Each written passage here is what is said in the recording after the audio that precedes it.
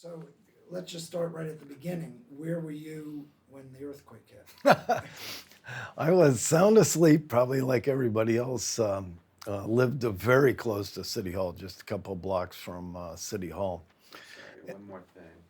Forgot to just turn this guy off. Start over. Yeah, start over. So, Okay.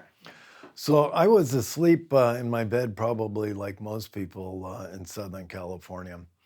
And my house was very close to City Hall, just a couple blocks away. And when the earthquake hit, even though I'm a native Californian, been through a lot of earthquakes, I really didn't recognize it as an earthquake. It was so violent, and in a state of sleep, I was thinking, there was a bomb that went off or some truck ran into my house. It just seemed too violent for any earthquake that I had ever experienced. And pretty much everything that could break in my house broke, and a lot of stuff that couldn't break, that broke too. and then you, at the time, you were assistant city manager, right? Yes. Okay. So then take us to the point where you got out of the house and realized what happened. Once I figured out what had happened, my neighbors kind of assembled in the front yard, and everybody's trying to check on everybody else and get all that dialed in. I was a single parent, and my kids were pretty young at the time, 4 and 6, I think. So I made sure that they were okay, and the house could be shut down, the gas turned off, and all of that, and everybody on the block was okay. So once that got all sorted out, I jumped in my car and with the kids and went immediately over to City Hall. City Hall wasn't damaged at the time, although it was damaged, but it wasn't falling apart. So people were going inside City Hall. Had I known how bad City Hall was, I would have never walked in, and I certainly wouldn't have walked in with my kids. So just a quick little aside on that.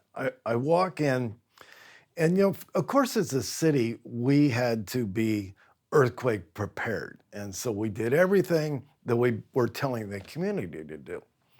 And one of the things we did was we took the giant file cabinets that probably don't exist anymore, and we bolted them to the wall so that in the event of an earthquake, the file cabinets wouldn't fall on anybody. Well, that was a great idea, except not only did the file cabinets come down, the entire wall came down with it. So I looked at that and thought, well, that didn't work. So then I had my kids and we're walking around, and I've got a little flashlight because all the electricity was out. And I told my kids, I go, whatever you do, don't get away from me and don't touch anything. So about a minute after that, one of them opens up a closet and all the contents fell on them. I told you, don't touch anything. So after kind of walking through City Hall and seeing what the damage was, and you didn't have to be an engineer to figure out that building was a mess. And then engineers started to come in, and we could see pretty quickly we had a serious problem on our hand. And that was the time everything started coming in, where we're hearing about what's happening in the whole community. On your drive from the house to City Hall, take us through what you saw and what you felt. There were people out, and you could really get this sense of panic. And I could see flames in the distance, and I wasn't sure what that was all about. All of the electricity was out, the traffic signals weren't working, and it was Martin Luther King Day, so typically everybody would be at home and asleep. And I just remember thinking, boy, this is going to be the beginning of something very epic, and it was. So take us on the inside of the city at that point, the city personnel. How did you mobilize, and what were the first steps? We had everybody's emergency contact information, fortunately, and we told everybody that in the event of something, a very serious emergency, they were a designated emergency professional and they needed to report to City Hall. So after everybody kind of got their family dialed in, and they were going to be off that day anyway, they all started funneling into City Hall. And, by that time, people started contacting the city. A lot of people showed up personally and started asking for help. And so we started trying to assign people to what needed to be done. And it was interesting because I remember on my desk, all of these important things I had, none of that ever got done. It just, whatever happened yesterday did not exist anymore. All of the employees, whatever they did the day before, that is no longer their job. Everything we did changed in an instant. People didn't realize, as you mentioned, we were without power for a while. We had no phone service for a long time, and water was an issue. Water was a big issue. Yeah, that was a problem, and one that needs to be remedied quickly. So we were able to work with, I want to say it was Anheuser-Busch, that put a bunch of water in, it looked like 6 packs of beer, except it was water. We also contacted the National Guard, and they were able to bring in giant tanker trucks of water. And then we also got bottled water, I want to say through Castaic Lake Water Agency, but we're able to secure a lot of bottled water. And I remember the people that needed it most desperately were those that lived in Stevenson Ranch. So we kind of decided early on that we wouldn't let boundaries really hinder what we were going to do, that whoever needed the help the most were the people that were going to get the help. And that was kind of different than it was before the earthquake, where a lot of times the city and the county would kind of battle over jurisdictions. So we thought, one, the people really needed, and we thought we'd make a good statement to give the residents of Stevenson Ranch the first water. And that took some time to sort out. But I distinctly remember people showing up at City Hall and walking away with water. And they were just so happy that somebody was caring for them. Back in those days, I guess in '94, we'd been a city, about 6 years. And there was still a lot of people, it was a controversial issue to form the city. And there were a lot of people who thought that we shouldn't have become a city in the first place. Most of that went away after the earthquake because they saw, hey, here's a bunch of people who live here, they know us, and they're helping us. And, they felt good that we were our own government agency and we were helping everybody. I'm going to take a sidetrack once in a while in the weeds because you are bringing up something. So two things. Were you the first assistant city manager? Yes. Okay. At the time, one of the city council members was Joanne Darcy, who also served with the county. So she had 2 roles. Was that helpful in interacting with the county, or was it a non-issue? Joanne was good at filling both of those roles. And I don't remember particularly for the earthquake, but just in general, she was very helpful sorting through all that. We were fortunate in having you and George Caravella and George Pedersen as our mayor at the time, instead of Jill Klaczek, which could have happened. But why don't you talk about both Georges a bit during that role?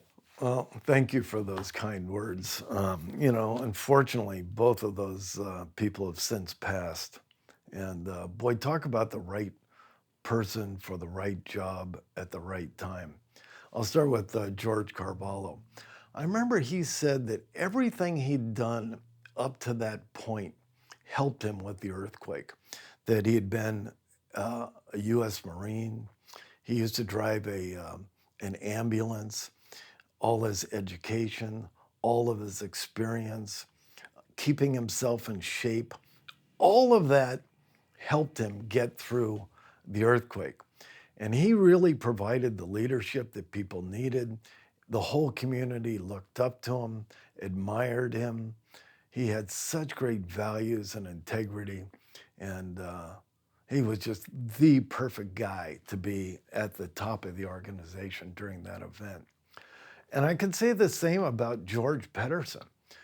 George, with all of his experience with the sheriff's department, understood what the importance is of letting people do their job. So he always took the position, hey, I'm here to help. And so there are certain things only the mayor could do. George Pedersen a lot of times was the face of the emergency response. He was really good at dealing with other elected officials, but he also didn't stick his nose where it really didn't belong and interfere with the staff going out and doing what needed to be done. George and I, Pedersen, had a very harrowing experience that we had to go meet with Mayor Reardon down in Los Angeles. And of course, all the freeways are knocked out. So we ended up getting a helicopter, the fire helicopter, to fly us down there. And it was over Burbank, we had a very near miss with a jet. And we're flying along in a helicopter, and all of a sudden that helicopter just goes straight up, which scared the crap out of me. And then you see this jet go right by us. And I don't know what the story was on that, but that could have certainly had the disastrous consequences. But George was always really good at dealing with the other elected officials and really represented the city well. Not perfect guy, perfect job, perfect time. When I talk to people who weren't here for the earthquake or born afterwards, they of course know about the 5 and 14 going down. That was the drama, but they don't realize that we as a valley had more dollar damage than San Fernando, but all the drama was in San Fernando. So all the media and everyone was covering everything on the south side, shooting a shot of the 5 and 14 going down, and that was it. They would never come up to Santa Clarita. So talk about the damage we had over that time. I forget what the dollar amount is. You probably remember, Carl. But it was just devastating. And we had, obviously, the freeways were damaged. A lot of people lost their homes. We had oil coming up out of the ground in McBean that was flowing into the river. We had several fires around town. People were hurt. I don't know how nobody in Santa Clarita, other than the police officer going to work on the overpass, got killed. But there was just, everywhere you looked, there was damage. Everybody's walls fell down. I remember walking into this lady's house, and inside her house, you could see that her carpet had split apart, her foundation had split apart, and you could look right down in the earth in her living room. And I walked outside, and her next door neighbor was over there. And I asked her, I said, did you sustain damage like this poor lady? She said, I just lost a teacup. So that earthquake was so fickle that one of the things we learned is that it really made a difference whether your house was built on fill or cut. So in other words, if you just cut the land and then built on native soil, you were in good shape. But if land got put back on and then compacted, that did not uphold the structure as well as the other land. And so there'd be houses that were completely destroyed, ended up getting red tagged, and others close that really didn't have much damage. But the damage citywide was unbelievable. And when we came up with a program to get people to get rid of all their waste, it was unreal how much stuff was out in front of the houses that had been destroyed all throughout the city. And there are several places where I'd go with the fire department. They decided that they just had to demolish the building and haul it all off. Did the city have interaction with the governor and with the federal agencies? Well, FEMA, of course. Yeah, we spent a lot of time with FEMA. We did spend time with the governor. I think that was Mayor Pedersen that was meeting with the governor at the time.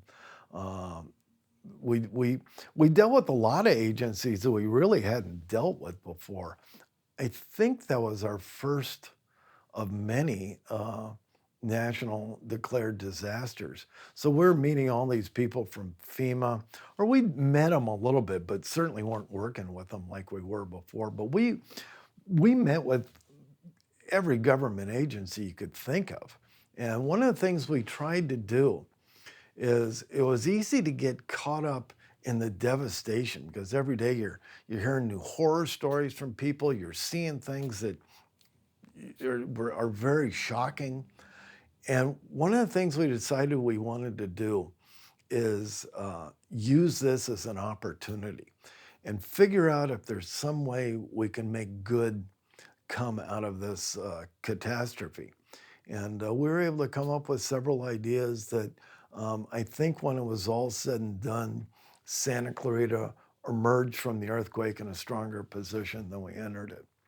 And people don't realize that because the 5 and 14 were down, we were impacted really till they rebuilt it in June. So 6 months went by where we had severe earthquake aftershock, you could call aftershock, Right. but really recovery. Right. Was a long time. Yeah, the 6 months might be a little light, actually. I mean, there was, I mean, one of the things that homeowners were really struggling because all of the contractors were so busy.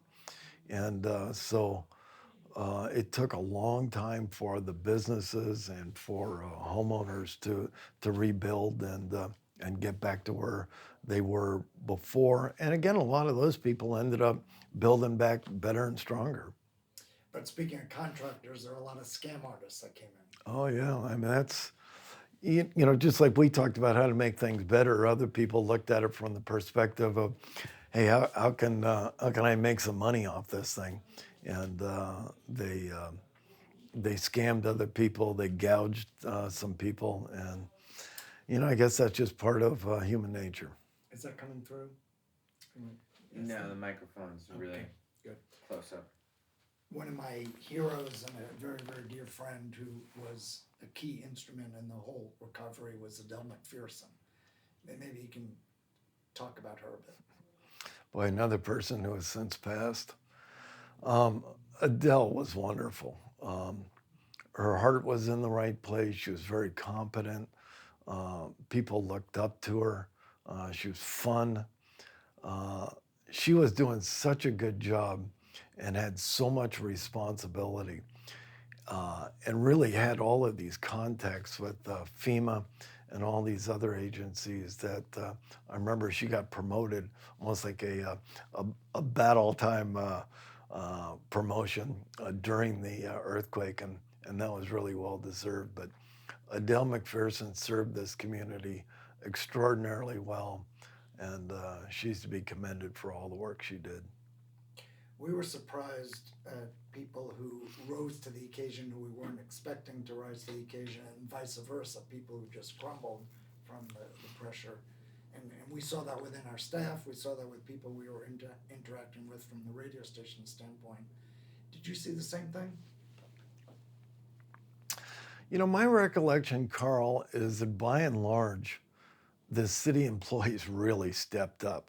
That the type of people we attracted were people that wanted to serve. And when we interviewed people, we really explored that because that's the kind of people we wanted on our staff. And remember, back then, we didn't have that big a staff. And all the people that had worked for us, most of them had only been there a couple of 2 or 3 years. So we really focused on getting people that were service oriented. And so when this earthquake hit, they really felt it was their time to shine. And they had this feeling that they're really spending their time well, even though they were working just insane hours. I remember when I showed up at City Hall, I don't think I left for like 50 hours after that and finally went home exhausted. And other people were doing the same thing. They were just working insane hours. But the community was so happy with the response. I remember when we moved City Hall out into the parking lot under a tent out there in the rain. Cars would drive by and honk their horns and wave. And that just was like an ongoing adrenaline rush that everybody felt good that we were here trying to help them. And so I would say almost without exception that they really stepped up. We were dealing, of course, from the radio station standpoint with some of the kooks and then a lot of the con artists and trying to put the one that really comes to mind though is, and we won't say this out on edge between you and us, is Bob Sagehorn. So what happened back then was, if you remember, there were retail outlets for water all over the place. So you could have Valencia water on one side of the street and Newhall on the other. So no one knew who their water agency really was. And Bob's agency got drinkable water sooner than everyone else. Bob wanted to go on the radio right away and announce that. But Adele and Gail had told me, don't do that because someone on the east side of Bouquet might have drinkable water, but someone on the west not. It's just more of a danger. So we wouldn't let him on the radio, and he was furious. He kept coming, he called, he went to George Pedersen, George told him no, and then, so finally he went, and those are the old days where he had mimeographs, he went and got thousands of copies and had his team distribute it, that it was drinkable water, because he wanted to huff and puff and show that it was drinkable rather than doing the right thing. But anyway, we don't need to talk about You know, that's exactly why we just completely eliminated jurisdictional lines. It's like, you need this, we don't care whether you're in the city or not, we'll figure out a way to help you. Any incidents that come to mind where you guys really struggled and had arguments internally without throwing anyone under the bus? Just specific incidents? I mean, I can remember a lot of arguments, but I'm not sure arguments is the best word for it, actually. People felt real strongly about what needed to be done, and we would get into arguments about what was the right thing to do, what was the priority of things to do, but none of us, it was a weird deal where we all were experiencing something for the first time. Nobody on our staff had ever been through any kind of emergency like this. So if I thought something ought to happen and George thought something else, George Carvalho, I'd listen to him, he'd listen to me, and then we'd kind of figure out what we would do. So even though we were disagreeing sometimes, I wouldn't really characterize it as an argument.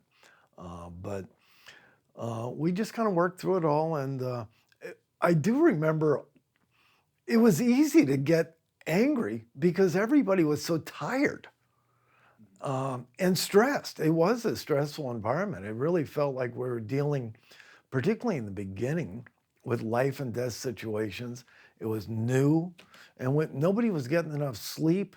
We were eating a bunch of food that we weren't used to, and it was easy to lose your cool. But everybody kind of got back to, hey, this is our time, we got to step up. Angie, you want to ask some questions? Yeah, sure. So I may go over some Go ahead, stuff but that you still may have look at already me. answered. Oh, okay. Still look at Carl. First one is, when was a state of emergency declared?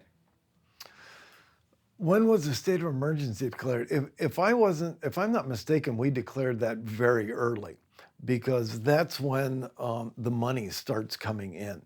And we were spending a lot of money that we hadn't budgeted for, obviously. So we declared a state of emergency almost immediately, which was an easy decision.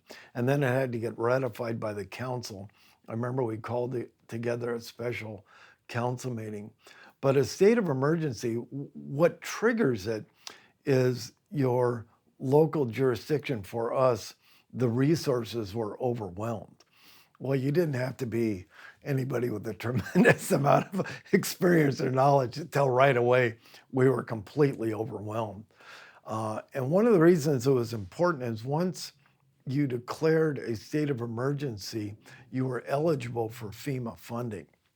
And back in '94, there weren't the number of national emergencies that there are now. So we were hopeful we would get most of or all of our expenses paid for, which ended up ultimately happening. So we kept meticulous records of who did what and what we spent money on. And one thing the feds like our records. So that worked out well for us. We declared it very early.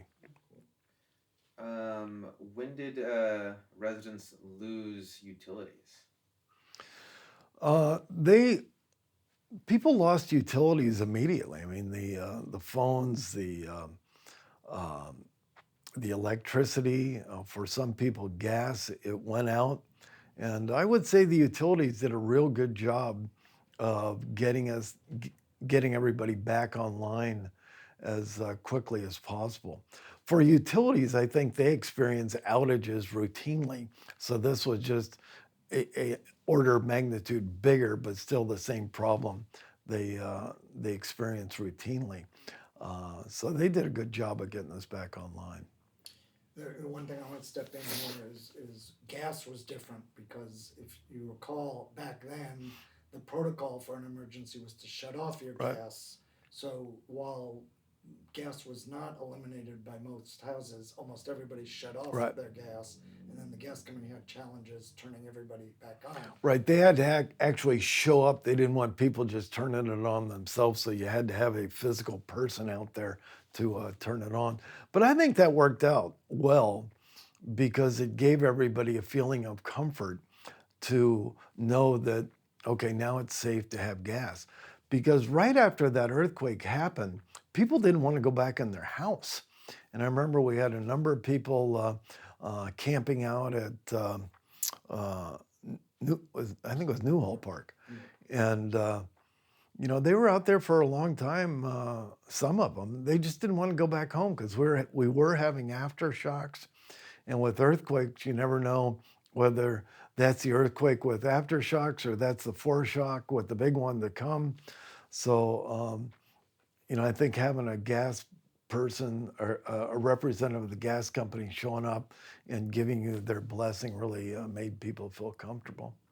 In fact, one of the behind the scenes we had with the gas company was when they were so overwhelmed, they had all their executives also coming to houses turning on gas, but the executives weren't in gas uniforms and didn't have IDs. People were That's right. freaked because there were con artists all around. Right. So they would call us, and we got behind the scenes with the gas company, and they quickly did picture IDs for all their execs. Right. I do remember that. Yeah. So I think one thing that I didn't realize because I was much younger at the time that this happened. Is We all How were. old were you? I was 1 year old. Oh, I was geez. exactly one. And so one thing I don't think people actually consider, and I thought it was kind of a discovery for myself, is what the weather was like after the earthquake hit. Could you talk about what the weather was like? It rained and then rained and rained. And we were under that tent, and we had a bunch of electronics. We had to have our computers and everything out there. So we're trying to keep that dry. People would be out in the field, and you'd come back, and regardless how much rain gear you had on, it seemed like you'd get wet, and then it would get cold, and it's January, so the weather was a problem. Then we ended up with some flooding some places, so it just seemed like Mother Nature was not happy with us at the time. And now I want to go over a little bit about the road to recovery. Could you talk a little bit about some of the inspections that were happening, people trying to get people to come back home? I know in my own research that there's an actual record of 800 inspections were happening per day. Yeah, the road to recovery was long and somewhat treacherous. We just didn't have enough inspectors. I don't remember how many inspectors we had, but it was a handful. Well, people throughout all of the state of California were, including a lot of inspectors, were volunteering to help. And because they couldn't drive and get into LA, they stopped here. And so we ended up with quite a few inspectors that really helped us out.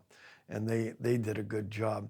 And again, like I had mentioned with the gas company, it was comforting for people to have a real inspector know what to look at and let you know whether it was safe to re-enter your house, if your house had really serious structural problems or just cosmetic things.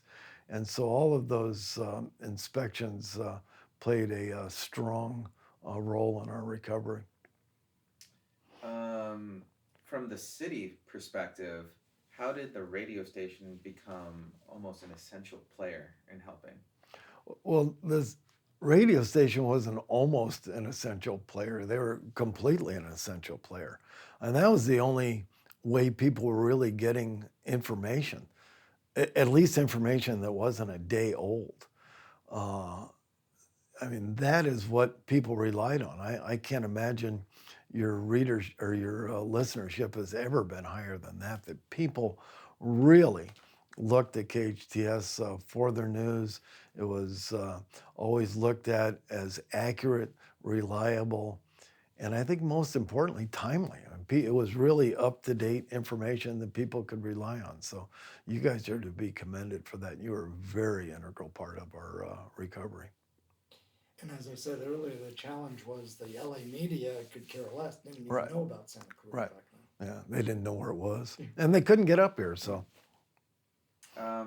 What were, during this entire recovery process, what were some of the almost life lessons you learned yourself, something you picked up? well, I can tell you from a career perspective, it was really a highlight, which seems kind of odd that something so horrible could be a highlight of a career.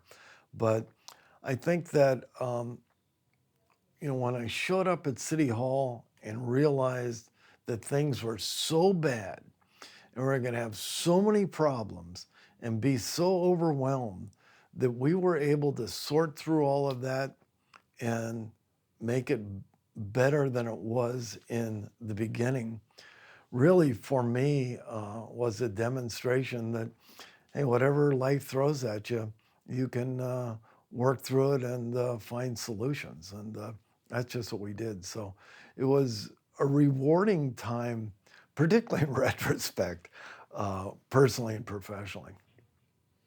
One of the things you commented, I'm going to interrupt for a second, you commented on the file cabinets being tied to the walls. If you recall, the city coordinated a drill for the earthquake in November, 3 months before that, with the epicenter being Magic Mountain at 8.6. And a funny story is Henry Mayo had bought satellite phones, which were very expensive back then, so expensive that they had it locked in a area in Valencia Industrial Center. And their protocol for the earthquake was to have a point person go there, and every manager was to go pick up a phone and then go to their station. So during the test in November, they did that, did it flawlessly. They all got to their posts, and they discovered that no one had phone numbers. So they fixed that problem right away. Is there anything within the city that's similar to that? We had more problems than we would have thought with computers, just trying to get all that sorted out technically. I don't think we had ever really contemplated being thrown out of City Hall. So even though it was close and we're in the City Hall parking lot, but being out there in the rain really throws a curveball in terms of computers. That being said, I remember when we did earthquake preparedness drills, there were community-wide drills. They weren't just city things. We'd have the hospital, the cops, the firemen, the utilities, all these people come in. And we thought it was very important. That was not shared by others. They always sniveled about having to come to another stupid drill that the city is putting on. And then, as it turned out, that was very much time well spent. for one thing, everybody knew everybody. So, I knew my contact at the water departments. They knew the inspect. Everybody knew everybody. So when we actually were reliant on each other, we were off to a good start. But I guess like any emergency, I don't care what it is, there's going to be scenarios thrown at you that you really haven't contemplated, and you got to think on your feet and make things happen. But I do remember all those computers really. And then it got to the point where it's payday. Oh, the computers aren't working. And so I remember somebody from finance says, well, we just can't pay the employees. We're going to have to wait till next week. I remember telling them, you're going to have to stay here all night because I'm not going to tell all these people that have been working so hard and just giving their heart and soul that they can't get their mortgages paid because we can't get a paycheck to them. So get everybody in here. I don't care what you do it all by calculator. I don't care, but get them all paid on time. And that's what happened. Last thing is your own opinion here. Do you feel that we are prepared if we get hit with another earthquake of this magnitude? I don't know what the city's level of preparedness is now. I don't get that involved with it. I would assume they are. I mean, we got a great staff. I would believe that they're very prepared. And at least now there's still some people who have some experience. But, if you have a earthquake, like you were talking about, an 8 point something, my memory serves, I think the Northridge was 6.4, 6.7, something like that. 6.7. So an 8 point is a whole different level of problems, where certainly there's a lot of people who are killed and injured. And that would really be a game changer. I know that for our employees, they pretty much all showed up and were ready to work. If you have an employee who just lost a spouse, a child, they're hurt themselves, realistically, is that going to happen? I mean, can you really be prepared for that? I've always wondered about that, but I'm sure the city still has spent a lot of energy on being prepared, and I know they've learned a lot of lessons from the '94 earthquake, and they'll do their best if the time ever comes again. This is also off the record, and Ken Strickland still being there is definitely a plus and helpful, but with Adele being no longer with us, and Donna Newsy retired, and there was about an 8 month gap before they hired somebody in between, who's also very nice, but no history on anything, and the city never triggered Donna getting together with the new person, which is to me, is a real flaw at this point. But I'll share that with Ken Strickland. Well, you know what? One of the deals, though, Carl, none of us had any experience. Right. So at least they've got some people with some experience. And the other thing with our city, we've had a history of a lot of federally declared emergencies. Whether you look at all the fires, the floods, that whole tunnel deal, and it's just over the course of decades, and we've had many, many national disasters. And in fact, I remember when the federal government wanted to set up a consortium to deal with emergency preparedness citywide, they wanted one city manager on it from the entire country. And they picked me because, unfortunately, I was the guy with the most experience of anybody dealing with emergencies. So we've had more than our fair share. Interesting. Anything we missed that you want to cover? Yeah, the one thing I would add, I talked a little bit about that we tried to make things better. There are a lot of things that came out of the earthquake that we didn't think about before that worked out really well for us. I remember we got a EDA grant from the feds to underwrite the cost of building the Hyatt Hotel. So if you look at the plaque outside the Hyatt Hotel, there's a little deal that it thanks the city. And that was created, that we got that money, and the numbers just never worked for that hotel because there was so much infrastructure that needed to be built off-site. And that with that grant, we're able to get that hotel built, which is still the nicest hotel in town and kind of the go-to place for events in Santa Clarita. So were it not for the earthquake, who knows when or if something like that would have been built. We also did the Metrolink station over on Soledad by the swap meet.